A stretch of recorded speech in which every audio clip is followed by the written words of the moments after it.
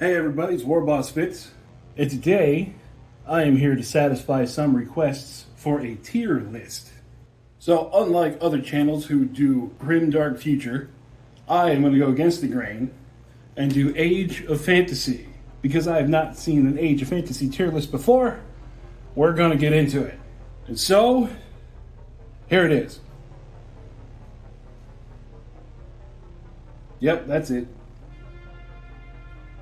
What, were you expecting more? I mean, on a tier list, everything here is so close to each other that this is it. Okay, fine. Jeez. I'll do something. I'll put some effort into it. So what we're going to do is I'll go through the different armies, give a rating, rapid fire some stuff about them. Is it going to be 100% accurate? Probably not. I've played a lot of these armies. I haven't played all of them. Is some of this going to be my personal bias? You betcha.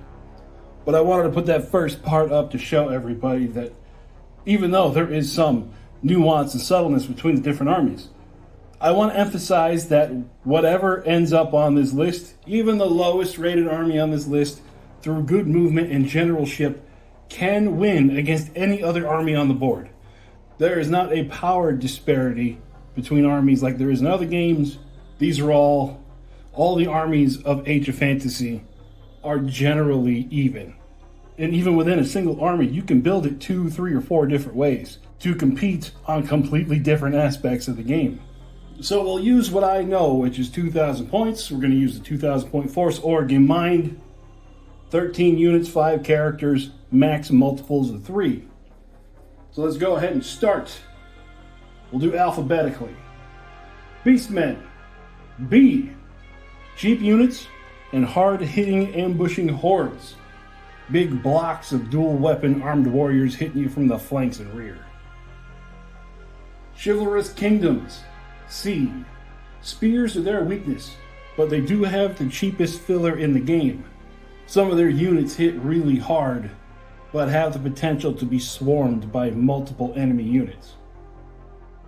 Dark Elves. A. Hydra. That's all I gotta say is Hydra. Deep Sea Elves. D. Slippery shooters, but they don't have much damage output. Duchies. A. They may be S. Let's go ahead and put them in S. The most ridiculous shooting in the game between their heroes, their buffs, and their spells.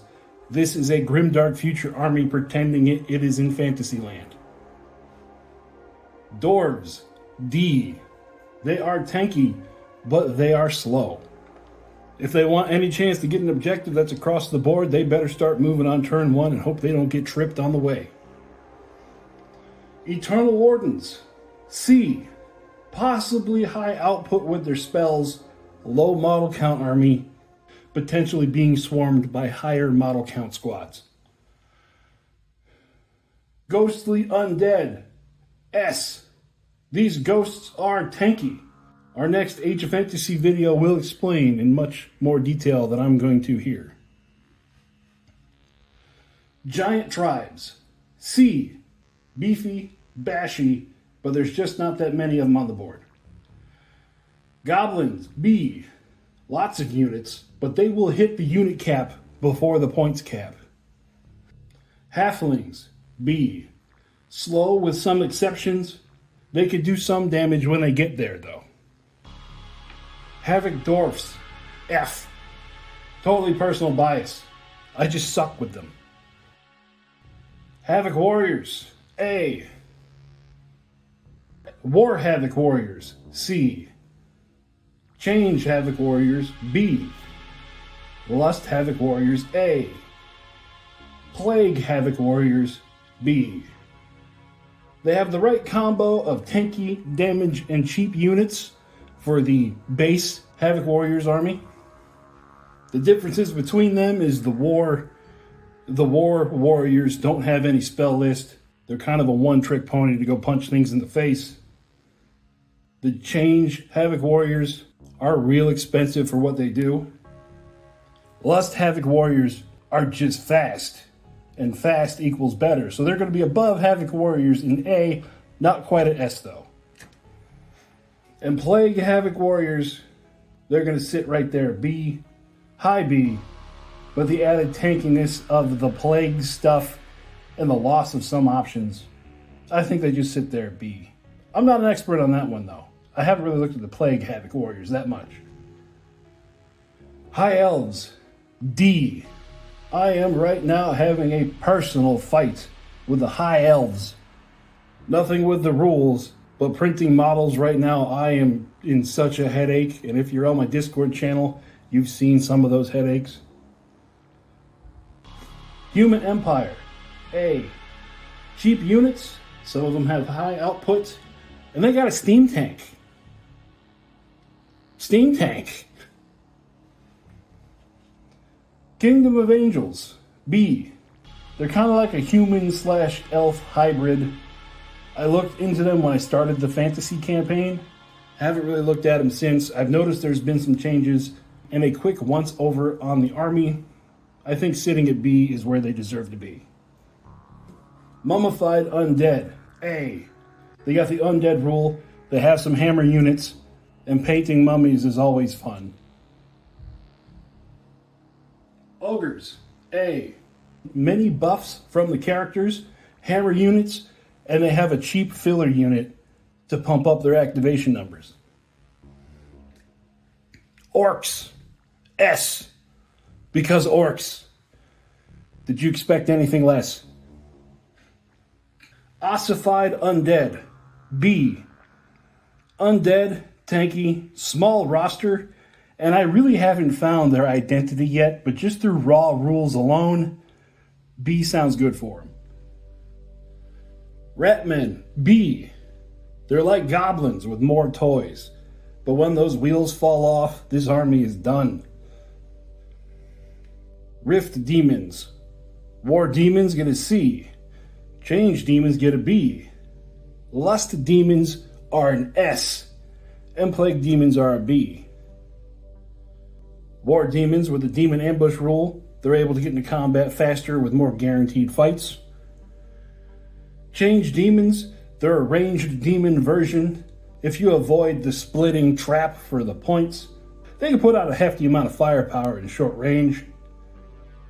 Lust Demons, fast, very fast, and overload. These are a maneuver army that can scout, that can ambush. They're going to be in combat on turn 1, and they're not going to let you forget it. And Plague Demons at a B. They are tankier than the normal demons, but in my experience, I've actually played them in like a competitive type event. They didn't do too hot. That could just be me as a general. Saurians, A. Dinosaurs. Everyone loves dinosaurs. They're good damage, they can tank units, and they have frogs on a throne. What more could you want? Shadow Stalkers, A. They're undead, they have damage dealers, and they are the stuff of nightmares. Sky City Dwarves are a B. They're dwarves with transports and more gun. Vampiric Undead are an S. Spawning cheap units, hammer units, and zombies. Volcanic Dwarves are a D. Hairy, half-naked baby dwarves. They are glass cannons, but they do have dragon-ish things they ride around on that are pretty cool. And Wood Elves, A. Cheap units, hammer units, tree men. They're up there with some of the best shooters in the game, and they're led by the Lorax.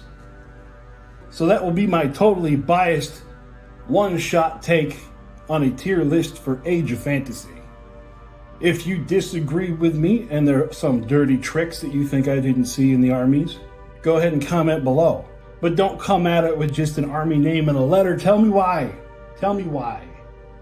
We're eventually going to have all of these armies on the channel so that I can go deep dive in each of them and build an army so that you all can see what I see, that there is power in every one of these lists.